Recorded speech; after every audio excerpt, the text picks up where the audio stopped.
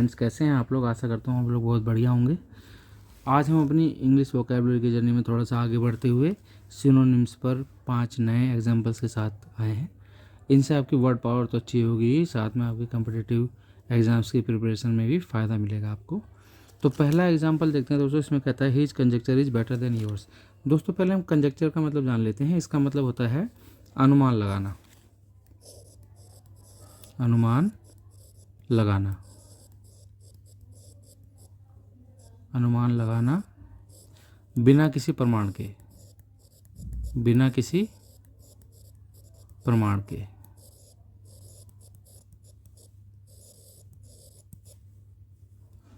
ठीक है दोस्तों। ऑप्शन ए पर है गैस। गैस का मतलब भी दोस्तों होता है अनुमान लगाना। तो देखिए बिल्कुल सेम मीनिंग है इसका। फिर भी हम अपने बाकी जो ऑप्शन है उनका मीनिंग जान लेते हैं, जो वर्ड है उनका मीनिंग जान लेते हैं। बी पर है नॉलेज। नॉलेज का मतलब ज्ञान। सी पर इंट्यूशन। इंट्यूशन का मतलब दोस्तों होता है अंदर से कोई आपके विचार आता है, किसी चीज़ को लेकर आपके अंदर से जो मनोभाव आता है उसको हम बोलते हैं इंट्यूशन। इसको अंतर्ज्ञान या अंतर प्रज्ञा भी कहा जाता है।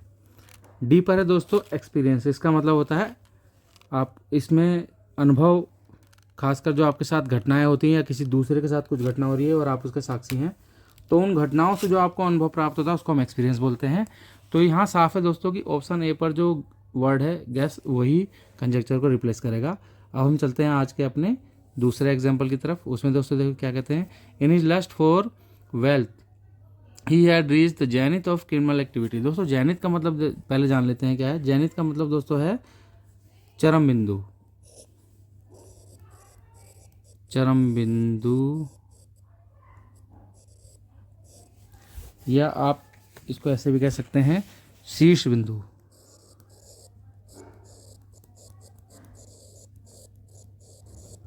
आपके सिर के ऊपर आकाश में जो सबसे ऊपर जो बिंदु है उसको क्या बोलते हैं, जेनिथ बोलते हैं।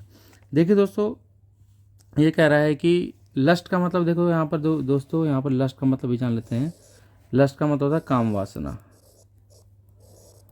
काम वासना फॉर वेल्थ। अब देखो दोस्तों काम वासना वेल्थ के लिए तो नहीं हो सकती, तो यहाँ पर इसका मतलब चाहत है नेगेटिव सेंस में। धन की अपनी चाहत में ही हैड रीच्ड, वो कहाँ तक पहुँच चुका था, क्रिमिनल एक्टिविटी के जेनिथ तक। क्रिमिनल एक्टिविटी यानी कि आपराधिक क्रियाकलापों के चरम बिंदु तक पहुँच चुका था। अब ऑप्शन ए पर देखते हैं दोस्तों। इस यहाँ पर वर्ड है एक्मे। एक्मे का मतलब दोस्तों, एक्मे का मतलब होता है उच्चतम बिंदु यानी चरम बिंदु। तो यानी यह इसको बिल्कुल बिल्कुल समान मीनिंग वाला शब्द है। नादिर फिर जान लेते हैं दोस्तों। नादिर का मतलब होता है जिस प्रकार चरम बिंदु है जेनिथ का मतलब, तो उसका ये एंटोनिम है। इसका मतलब होता है अधो बिंदु यानी कि बिल्कुल नीचे। जिस प्रकार आपके सिर के बिल्कुल ऊपर आसमान में कोई पॉइंट है जिसको हम जेनिथ बोल रहे हैं, उसी प्रकार आपके नीचे पाताल पे जो पॉइंट मिलेगा उसको हम नादिर बोलेंगे। दोस्तों सी पर है कल्मिनेशन। कल्मिनेशन का मतलब होता है दोस्तों, कल्मिनेशन का मतलब होता है पराकाष्ठा या अंतिम परिणति। पराकाष्ठा। और दोस्तों डी पर है एंड। एंड का मतलब समाप्ति। तो यहाँ पर ऑप्शन ए पर जो वर्ड है एक्मे वो इसके मीनिंग को पूरी तरह से एक्सप्रेस कर रहा है। तो जेनिथ का यहाँ पर सिनोनिम एक्मे होगा। अब हम चलते हैं आज के अपने अगले एग्जाम्पल की तरफ दोस्तों। अगले एग्जाम्पल में कहता है the all shunned him because he was a lecherous man always looking for an opportunity to cheat others. ठीक है दोस्तों। लेचरस का मतलब, पहले सन्ड का मतलब जान लेते हैं। यहाँ पे सन्ड का मतलब होता है मुंह मोड़ लेना। मुंह मोड़ लेना, किसी से दूरी बना लेना। ठीक है दोस्तों, दूरी बना लेना। अब देखिए दोस्तों यहाँ पर जो जिसका आपको सिनोनिम ढूंढना है चार ऑप्शन में, वो है लेचरस। लेचरस का मतलब दोस्तों काम वासना से भरा हुआ। काम वासना से भरा हुआ। अब दोस्तों ऑप्शन ए पर है कनिंग। कनिंग माने होता है धूर्त, तो ये तो इसका मीनिंग नहीं है। बी पर है डिसेप्टिव। डिसेप्टिव माने छलने वाला।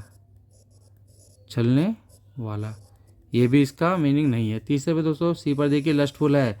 इसका मीनिंग एग्जैक्ट वही है, काम वासना से भरा हुआ। काम वासना से भरा हुआ। और डी पर दोस्तों क्या है, डी पर है डिसऑनेस्ट। डिसऑनेस्ट माने दोस्तों, डिसऑनेस्ट का मतलब होता है बेईमान या धोखेबाज। तो ये इसका मीनिंग एक्सप्रेस नहीं कर रहा है। ऑप्शन सी पर लस्टफुल, लेचरस का बिल्कुल सेम एग्जैक्ट मीनिंग दे रहा है, तो यहाँ पर इसका सिनोनिम सी लस्टफुल होगा। अब हम चलते हैं आज के अपने अगले एग्जाम्पल की तरफ दोस्तों। इसमें कहता है we cherish the tradition of bravery. Bravery माने दोस्तों वीरता, वीरता। और ट्रेडिशन माने परंपरा। चेरिश माने सर दोस्तों क्या होता है, चेरिश माने होता है दिल से लगा के रखना, दिल से लगा के, अति स्नेह करना, दिल से लगा कर रखना। अभी इसमें कहते हैं कि हम अपनी वीरता की परंपरा को दिल से लगा कर रखते हैं। ऑप्शन ए पर है इमिटेट। इमिटेट माने दोस्तों किसी की नकल उतारना होता है, नकल करना। ये इसका मीनिंग नहीं है, एक्सप्रेस कर रहा है। तो बी पर है होल्ड डियर। होल्ड डियर का मतलब दोस्तों बिल्कुल वही होता है। होल्ड डियर का मतलब होता है किसी चीज़ को अत्यंत पसंद करना, अत्यंत पसंद करना। सी पर दोस्तों लर्न, सीखना। डी पर रिवाइव, पुनर्जीवित करना या पुनर्जीवित होना। तो दोस्तों यहाँ पर ऑप्शन बी पर होल्ड डियर इसके एग्जैक्ट मीनिंग को दे रहा है, तो यही इसको रिप्लेस करेगा। चेरिश का सिनोनिम यहाँ पर होल्ड डियर है। अब हम चलते हैं आज के अपने अगले एग्जाम्पल की तरफ दोस्तों। यहाँ पर कहता है the problem of unemployment is emasculating our youth from making concrete innovations. देखो दोस्तों यहाँ पर इमैस्कुलेटिंग का मतलब होता है कमज़ोर करना या शक्तिहीन करना, प्रभावहीन करना, प्रभावहीन करना या शक्तिहीन करना, शक्तिहीन करना। ये पर दोस्तों हिंडरिंग यानी बाधा पहुंचाना, ये नहीं है इसका सिनोनिम, बाधा पहुंचाना। बी पर दोस्तों दिया गया है प्रेशराइजिंग, दबाव डालना,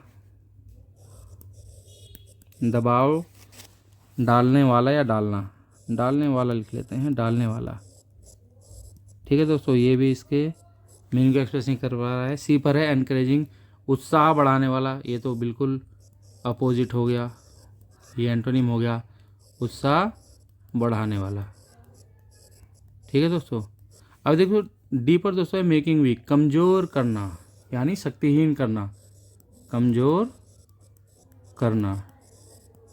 तो ये इसके मीनिंग को एग्जैक्टली एक्सप्रेस कर रहा है। तो इमैस्कुलेटिंग का यहाँ पर जो सिनोनिम होगा वो होगा मेकिंग वीक। ठीक है दोस्तों, आई होप आज की वीडियो आपके लिए नॉलेजेबल रही होगी, आपके ज्ञान में वृद्धि करी होगी। दोस्तों इसी प्रकार हमारे साथ बने रहें, हमारा उत्साह बढ़ाते रहें। कृपया वीडियो को अधिक से अधिक शेयर करें, लाइक करें, कमेंट करें। दोस्तों अब हम अपनी अगली वीडियो के साथ फिर कुछ नए एग्जाम्पल के साथ प्रस्तुत होंगे। तब तक के लिए धन्यवाद।